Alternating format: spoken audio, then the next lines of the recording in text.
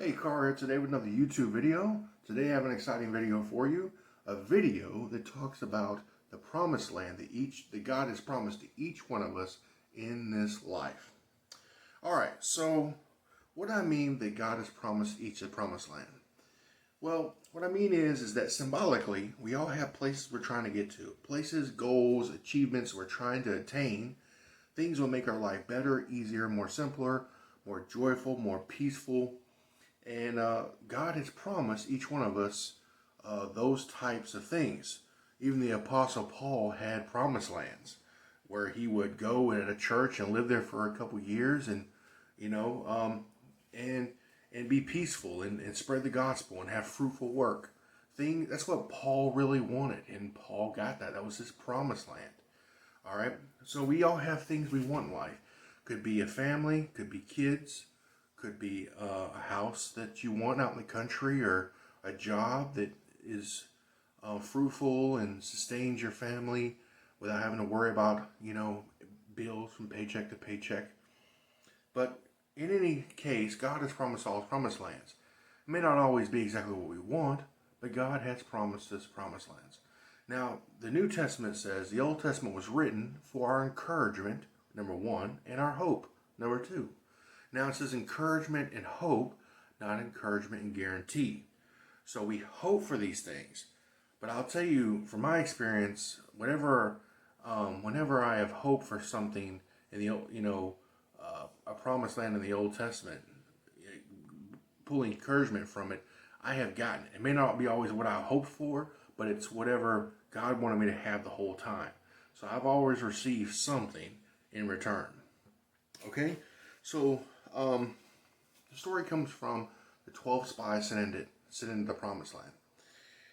The 12 spies went in. Okay, they found a land flowing with milk and honey, just like God said. But there was people that were scary. That was intimidating.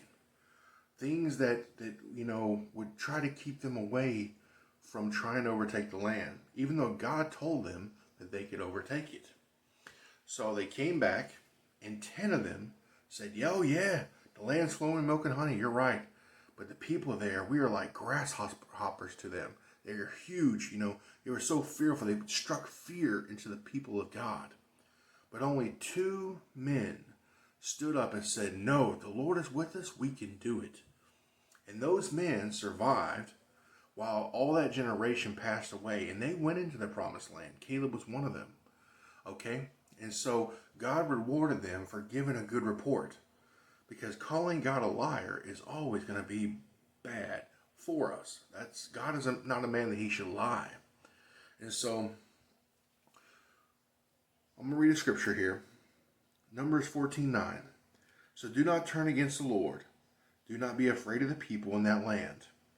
We can defeat them. They have no protection, nothing to keep them safe, but we have the Lord with us. So do not be afraid." So in the New Testament, our battles are now spiritual. We battle not against flesh and blood. So replace people with spiritual demons and principalities in the heavenly realms.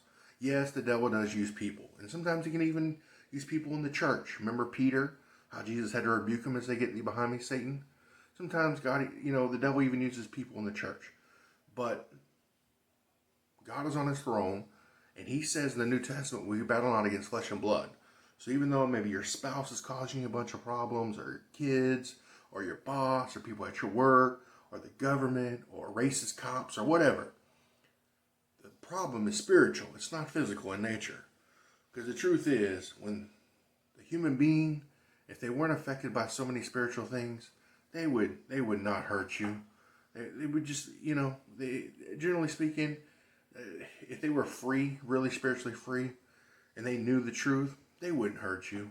The demons and the principalities in heavens who do know the truth are the real problem. So do not be afraid of them. Do not be scared. Trust the Lord. You can take the land, whatever that land is. I'll give you an example, and I've taken multiple lands in my life symbolically. Going to college,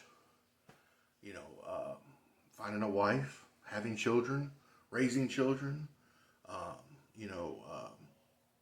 working at a job, that I didn't really like, waiting for the job I really like, and I won that, to getting a house out in the country. So many different things. Symbolically, I can look back and I can see where there was fear, there was intimidation, but not giving up, not being afraid, and pressing forward in the grace of God gave me what I was believing for. And God can do the same thing for you, the exact same thing. So I want to encourage you today, do not be afraid. Press forward. Serve the Lord faithfully. And whatever God says you can have, you can have. Okay? As long as it's not evil, you can have it. Okay?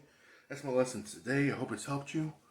But just remember, the 10 spies and all of Israel that got scared and didn't believe God, they all died in the wilderness. They never entered the promised land.